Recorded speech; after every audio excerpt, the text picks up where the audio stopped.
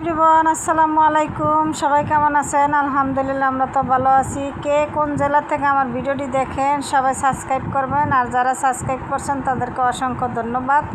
আর যারা ভিডিওটি দেখেন লাইক দেন না, কমেন্ট করেন না, প্লিজ সবাই লাইক দিবেন, কমেন্ট করবেন আর ভিডিওটা সাবস্ক্রাইব করে দিবেন। ওই সেদিনকে যে আমি বট বাগার দিয়েছিলাম সেই বটটা এখন আমি সেদিনকে বট জাল দিয়েছিলাম, সেই বটটা আজকে আমি বাগার দিয়ে নিলাম। আর এইখানে আজকের জন্য রান্না করব খাসির মাংস ভিজাই নিলাম, আর ভেন্ডি দিয়ে তেলাপিয়া মাছ দিয়ে রান্না করব। আর এগুলি ভিজাই রেখে ভাতও রান্না হয়ে গেছে, ডাল চুলায় বসাই দিছি। আর এইখান দিয়ে আমি থালাবাটিগুলি ধুয়ে নিতেছি। চা নাস্তা সবাই খাওয়া শেষ, এই জন্য ভাবলাম যে একবারে ধুইয়া গুছাই নেই, ঘরদুয়ার গুছাইয়া তারপর আমি আসছি এখন থালবাটিগুলি ধুইতে।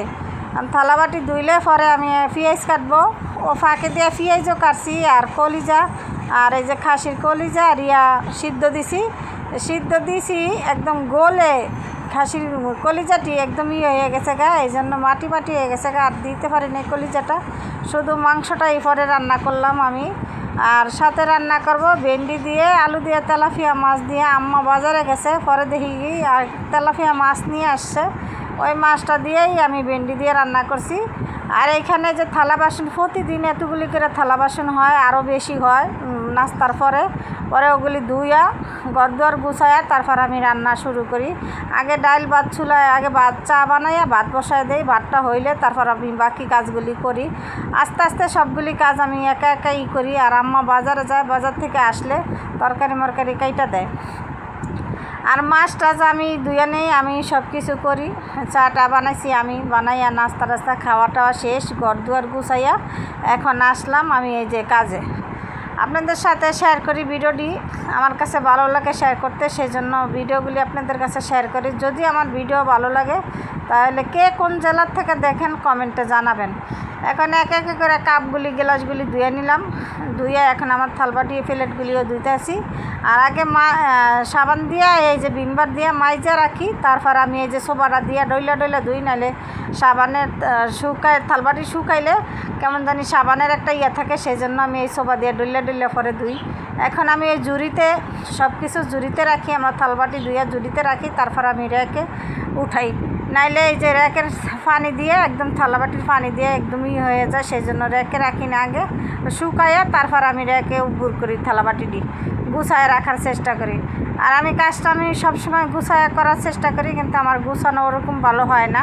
তারপর আমি যতটুকু পারি, আমি যেইভাবে করে আমার অভ্যস্ত, সেইভাবে আমি আপনাদের সাথে শেয়ার করার চেষ্টা করি। যদি আমার ভিডিও ভালো লাগে, আবারও বলি সবাই আমার ভিডিওটা সাবস্ক্রাইব করবেন, আর লাইক দিয়ে সবাই ভিডিওটা দেখার আগে লাইক দিয়ে ভিডিওটি দেখবেন। এইখানে আম্মা তো বাজারে গেছে, আমার এই যে থালাবাটিগুলি ধোয়া শেষ। এখন আমি বেসিনটারে সুন্দর করে ধুইয়া একদম ভিমবার দিয়া মাইজা পরিষ্কার করে ধুইয়া তারপর আমি নিব। আর এইখানে দেন কলিজা সিদ্ধ দিছি, ফ্যাপসা একদম গলে গেছে। এখন আমি এই ভেন্ডিগুলি সুন্দর করে ডইলা ভেন্ডিগুলি ধুয়ে নিব, ভেন্ডিতে ময়লা। আর এতগুলি ভেন্ডি যে আমি নিছি, সবগুলি ভেন্ডি আমি রান্না করব না। এইখান থেকে ভেন্ডি আরও আছে, ফ্রিজে রাখা দিছি অর্ধেকটা, তারপরে আম্মা আবার এইখান থেকেও অর্ধেকটা রাখা দিবে, আর অর্ধেকটা আমি এই মাছ দিয়ে রান্না করব। মাছের তরকারি রান্না করার ভিডিওটা আর আপনাদের সাথে শেয়ার করতে পারি নাই। আমি খাবো সেইটা যদি পারি আপনাদের সাথে শেয়ার করব, তাও পুরোপুরি শেয়ার করতে পারি না। মোবাইলটা থাকে আমার ছেলের হাতে, এটা দিয়ে ভিডিও বানাই, আবার আমার ছেলে টিভিও করে, সেই জন্য ওই স্কুল থেকে আইসা ভিডিও ধরছে।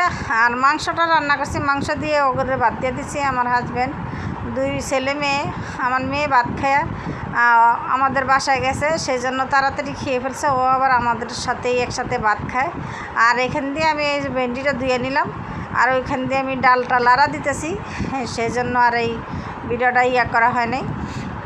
এখানে যে কলিজাটা আমি ডালতে গিয়ে দেখি কলিজাটা একদম গলে, দেখেন কি অবস্থা হয়েছে, একটু কলিজা আমি নিতে পারিনি, একদম গইলে একদম হয়ে গেছে।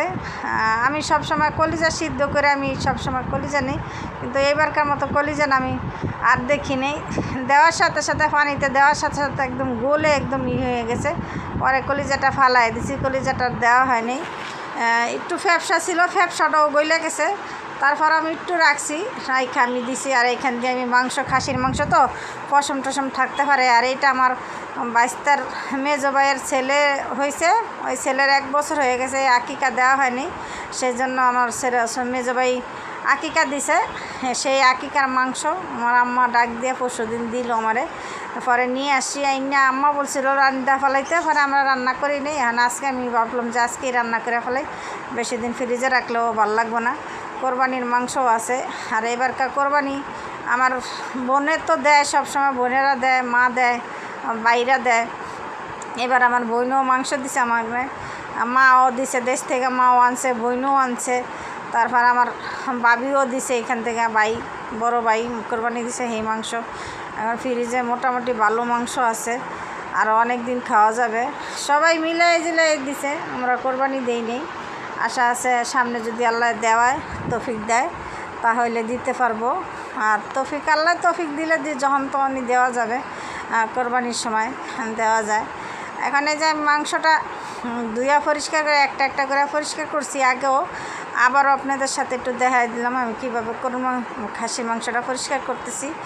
এখন এই যে মাংসটা আরও ধোয়া দিয়ে দিব, একটু সচ্ছল পানি না বাইরান পর্যন্ত ধুইয়া তারপর আমি এই যে হাতে মাখাই। আম্মা বলছে, আমি ভাবছি কি মশলা কষাইয়া বসামো, আম্মা বললো যে হাতে মাখাইয়া তরকারিটা বসাই দাও, পরে হাতে মাখাইয়াই আমি খাসির মাংসটা বসামো। আর এইখানে 1.5 কেজি 1.5-2 কেজির মতো মাংস আছে, অনেকটা মাংস, খাসির মাংস।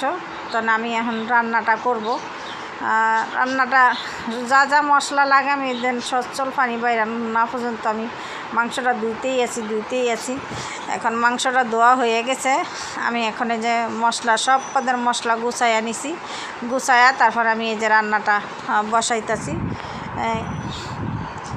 আম্মা রান্না করে, আমিও রান্না করি। আমি খাসির মাংসটা কমই রান্না করি, আরও 2-1 বার রান্না করছি, বেশি রান্না করিনি।